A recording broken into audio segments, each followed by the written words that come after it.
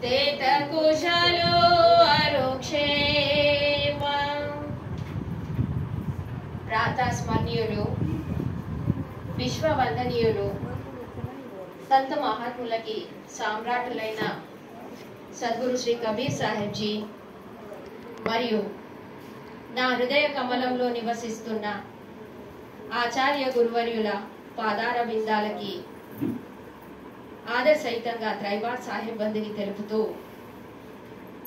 మంచ విరాజితులైనటువంటి వైరాగ్య సంపన్నులు జ్ఞాన సంపన్నులు వివేక సంపన్నులైన సద్గురు శ్రీ చంద్ర సాహెబ్ జీ చరణ కమలాలలో ఆదర్ సహితంగా త్రైబార్ సాహెబ్ బందిని తెలుపుతూ ధర్మ ప్రియులైనటువంటి జ్ఞాన పిపాసులైనటువంటి అంత భక్త బృందానికి కూడా సాహెబ్ బందిని తెలుపుతూ ఈ రోజు యొక్క సుందర సత్సంగ దివసం మనం ఈ రోజు మొదలు పెట్టబోతున్నాము. అయితే సద్గురు శ్రీ కబీర్ సాహెబ్ జీ యొక్క ముఖ్య గ్రంథము మీ అందరికీ తెలిసిందే బీజక్. బీజక్ మహాగ్రంథంలో కబీర్ సాహెబ్ జీ ఏమని చెప్తారంటే అల్ప సుఖ దుఃఖ ఆదివు అంత. అల్ప సుఖ, అల్ప అంటే చాలా స్వల్పం, చాలా తక్కువ. సంసారంలో సద్గురు సాహెబ్ జీ చాలా సూక్ష్మ దృష్టిలో చూశారన్నమాట. ప్రతి కోణం నుంచి ప్రతి యాంగిల్ నుంచి గమనించి చూశారు. భారతదేశంలో ఏ ఒక్క కోన లేదు సద్గురు కబీర్ సాహెబ్ జీ పోనటువంటి కోన. అయితే అన్ని యాంగిల్స్ లో ఆయన జనాల యొక్క దుఃఖాన్ని చూస్తూ ఏమని చెప్పారంటే అల్ప సుఖము ఏదైతే ఉన్నదో అది చాలా స్వల్పంగా ఉంది అని చెప్తున్నారు.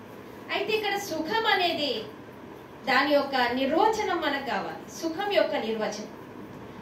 యొక్క నిర్వచనం మనమేమనుకుంటామంటే మన ఫ్యామిలీ ఒక స్టేటస్ లో ఉండడము, మనకు ఒక ఇల్లు సొంత ఇల్లు అంటూ ఉండడము, అన్ని అందులో సౌకర్యాలు ఉండడము, మన పిల్లలు మంచి కెరియర్ లో ఉండడము, అవునా, మనం ధన సంపన్నులమై ఉండడము, రోగ నివృత్తులై ఉండడము, దీన్ని మనం ఏమనుకుంటామంటే సుఖము అనుకుంటాం. కానీ ఇది సుఖమే, భౌతిక సుఖం. సింపుల్ సుఖాలు ఏవైతే ఉన్నాయో అవి అవసరమే జీవికి కదా. ఆ అవసరాలు లేనివైతే మన జీవనం అనేది గడవదు, అవైతే కంపల్సరీగా ఉండవలసిందే. కానీ ఏ సుఖం గురించి అయితే మనము జీవితం అంతాను ధారపోస్తున్నామో, ఆ ఏ సుఖంలోనైతే మనము మన గురించి ఆలోచించడం లేదో, బాగా వినండి, మనము మన గురించి ఆలోచించడం అంటే మనం ఎప్పుడు జీవిత కాలం వరకు దేని గురించి ఆలోచిస్తున్నాము? ఇల్లు, పిల్లలు, సంసారము, పరివారము, కుటుంబము కదా, ఇవి మాత్రమే ఆలోచిస్తున్నాము. కానీ దీనికన్నా మినహా ఒక ఇంపార్టెంట్ థింగ్ కూడా ఉంది. అదేంటి? మనం. అదేంటండి? మనం. కానీ మనం దాన్ని మర్చిపోతున్నాము.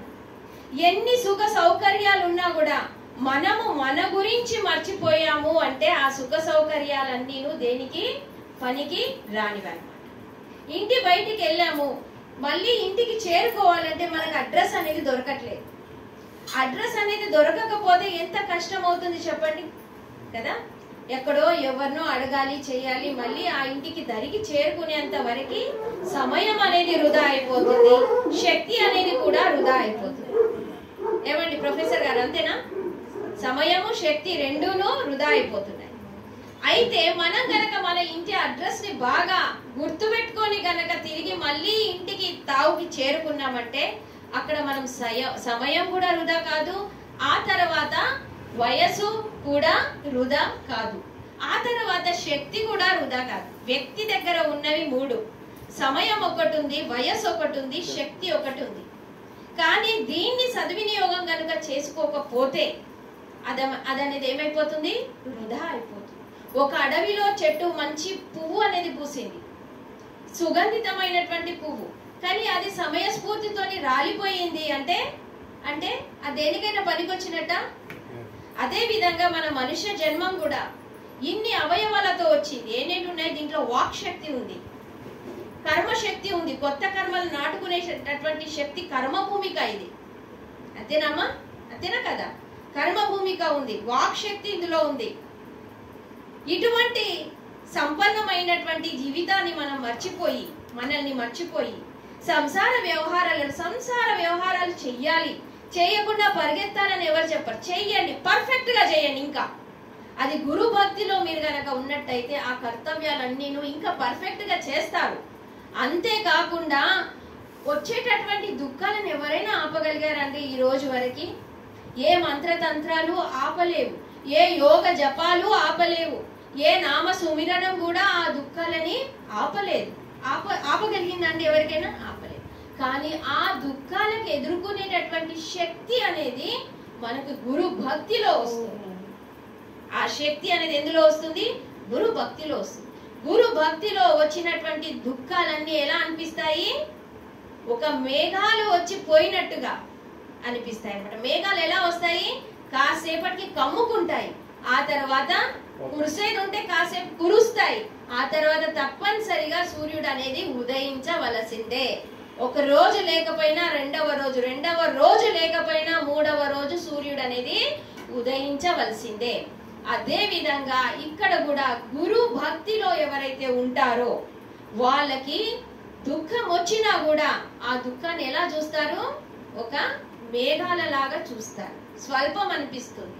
శరీరానికి కూడా రోగాలు వస్తాయి. ఇది వాస్తవికానికి 100% నిజం అండి. 100% నిజం. 100 కన్నా ఇంకా ఎక్కువ పర్సెంట్ ఉంటే నేను చెప్పగలుగుతాను, కానీ 100 కన్నా మించిన పర్సెంట్ అనేది లేదు. దీనికి ఉదాహరణమా? దీనికి ఉదాహరణం అనేది ఏం చెప్పాలంటే, ఇద్దరు వ్యక్తులది నేను చెప్పే ఉంటాను, బహుశా మహాత్ముల ద్వారా కూడా మీరు వినే ఉంటారు. ఇద్దరు వ్యక్తులు అనేది వెళ్తున్నారు. ఒక వ్యక్తి అనేది గురు భక్తిలో చాలా నిమగ్నుడై ఉంటాడు, సత్సంగ అంటే ప్రీతి అయి ఉంటుంది.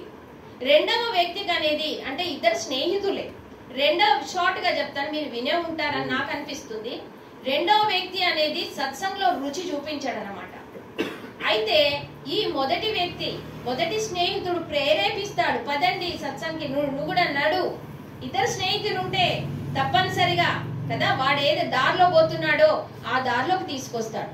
సత్సంగతంలో ఉన్న వ్యక్తి సత్సంగతానికి తీసుకొస్తాడు, కుసంగతంలో ఉన్నటువంటి వ్యక్తి కుసంగతానికి లాగుతాడు. దేంట్లోనైతే మన వాసన అనేది ప్రబలంగా ఉంటుందో అక్కడికి మనం వంగుతాం. బాగా గుర్తుపెట్టుకోండి, దేంట్లో మన వాసన, మన రుచి అనేది అధికంగా ఉంటుందో, కుసంగతానికి ఎక్కువగా ఉంటే అక్కడికి వంగిపోతాం. మంచి సత్సంగతానికి మనది గనక ఉన్నట్టయితే మనం సత్సంగతానికి వంగిపోతాం. అయితే ఆ వ్యక్తి ఎవరైతే మంచివాడు, సత్సంగి నిత్య నియమంగా వెళ్తుండేనో ఆ వ్యక్తి అనేది వీడికి చెప్తూ ఉంటాడు, కానీ వాడు రాడు సత్సంగి. అయితే రాకపోయినా పర్వాలేదు కానీ వాడికి ఏదో మాటలు చెప్పాలని ప్రయత్నిస్తుంటాడు, కానీ వాడు వినడు కూడా. ఏదో ఒక రోజు ఎక్కడికో ఇద్దరు కలిసి వెళ్తున్నప్పుడు ఏం జరుగుతుందంటే, ఆ స్నేహితుడికి, కుసంగతంలో ఉన్నటువంటి స్నేహితుడికి ఒక ధనరాశి దొరుకుతుంది. తర్వాత వీడికి అనుకోకుండా ఏం జరుగుతుందంటే, సుసంగతంలో ఉన్నటువంటి వ్యక్తికి ఏం జరుగుతుంది? తట్టు తగిలి కింద పడిపోతాడు, కాలికి తట్టు తగిలి కిందగా పడిపోతాడు. కింద పడిపోతే వాడికి అనేది గాయం అయిపోతుంది. 2-3 నెలల దాకా బెడ్ పై నుంచి లేవడానికి అవకాశం అనేది ఉండదన్నమాట. అయినప్పటికీ 3 నెలలు దాన్ని సహిస్తాడు. ఎట్లా సహిస్తాడంటే గురు బలం ద్వారా సహిస్తాడు, గురు స్మరణ ద్వారా సహిస్తాడు. కానీ మనసులో ఎక్కడో అక్కడ సంశయం అనేది ఉండే ఉంటుంది కదా, సంశయం అనేది ఉండే ఉంటుంది. కనుక ఏ సంశయాన్ని మన అంతఃకరణంలో పెట్టుకోవద్దండి. ఎటువంటి చిన్న పెద్ద సంశయం ఉన్నా కూడా గురువుల ద్వారా దాన్ని అనేది నివృత్తి చేసేయాలి. जब तक सतगुरु ना मिला शुद्ध हृदय ना होए तब तक दुख छूटे नहीं कोटि करे जो कोई. ఈ పదంలో చాలా మంచి 4 పదాలు ఉన్నాయి. బట్ జీవితం అనేది కళ్యాణం అయిపోతుంది ఈ పదాల అర్థం కనుక మనం తెలుసుకున్నట్టయితే. జబ్ తక్ సతగురు నామిలా, ఎప్పటి వరకు సత్యం బోధించేటటువంటి సద్గురువులని దొరకరు అప్పటి వరకు అంతఃకరణం అనేది మనకి శుద్ధం అనేది కాదు. అంతఃకరణం, ఈ హృదయం అనేది శుద్ధం కాదు. హృదయం శుద్ధం కావడం అనేది చాలా అత్యవసరం అండి. ఎందుకంటే హృదయంలో ఏదైనా ఒకటే కూర్చుంటుంది. మంచి అయినా కూర్చోవాలి, చెడు అయినా కూర్చోవాలి. మంచి కూర్చుందంటే ఇంకా మంచికి తావు తీసి మంచి సంస్కారాలని మనము మన అకౌంట్ లో క్రెడిట్ చేసుకోవచ్చు. ఒకవేళ గనక చెడు సాంగత్యంలో పడ్డామంటే, అది చెడు కూర్చుండిపోయిందంటే మన చెడు వాసననే నిత్య నియమంగా పెరుగుతూ పెరుగుతూ వెళ్తుంది. మీరు అనుకోవచ్చు మనం వారానికి ఏదో సత్సంగం చేస్తున్నాం, కానీ దీని ప్రబల శక్తి అనేది ఇక్కడ రేడియేషన్స్ అనేది ఉంటాయి. ఆ రేడియేషన్స్ ద్వారా మీరు గురు భక్తిలోకి ఈజీగా లొంగగలుగుతారు. మీకు వచ్చినటువంటి దుఃఖాలు చాలా స్వల్పంగా అనిపిస్తాయి. అవునా? అయితే అక్కడ ఆ శిష్యుడు 3 రోజుల తర్వాత మంచిగా అయిపోతుంది, గాయం అనేది నయం అయిపోతుంది. ఇక గురువుతోని మాట్లాడడానికి వెళ్తాడనమాట, సంశయ నివృత్తుడు కావడానికి వెళ్తాడు. గురువుతో ఏమని అడుగుతాడు, కథ చెప్తున్నాను. అవును. సో గురువుతో ఏమని అడుగుతాడంటే, గురుదేవా నాకు చాలా పెద్ద సంశయం అనేది మనసులో ఉంది. గురువు అంటాడు, అది పర్వాలేదు లేనా, నువ్వు 3 నెలలు రాలేదు సత్సంగి, ఆ విషయంకి కారణం ఏంటి చెప్పు బెట్ట అని అడుగుతాడు. చూడండి, గురువు యొక్క విలువ అనేది మనం తెలుసుకో. గురువు యొక్క విలువ అనేది మనం తెలుసుకో. ఎవరైతే గురువు యొక్క విలువ తెలుసుకుంటారో కదా, త్యాగం అనే విలువ తెలుస్తుంది. ఎవరికైతే త్యాగం అనే విలువ తెలుస్తుందో వాళ్ళకు వైరాగ్యం అనే భావన అనేది కలుగుతుంది. సో వైరాగ్యం అనే భావన ఎప్పుడైతే రాదో మనకి, ఆ గురువుల విలువ కూడా ఎవరికినూ తెలియదు. సో అయితే ఆ గురువు ఏమని అడుగుతాడంటే, ఎందుకు రాలేదు నాన్న 3 నెలల వరకు? ఆ శిష్యుడు చెప్తాడు, అదే నా సంశయం గురుదేవా అని అంటాడు.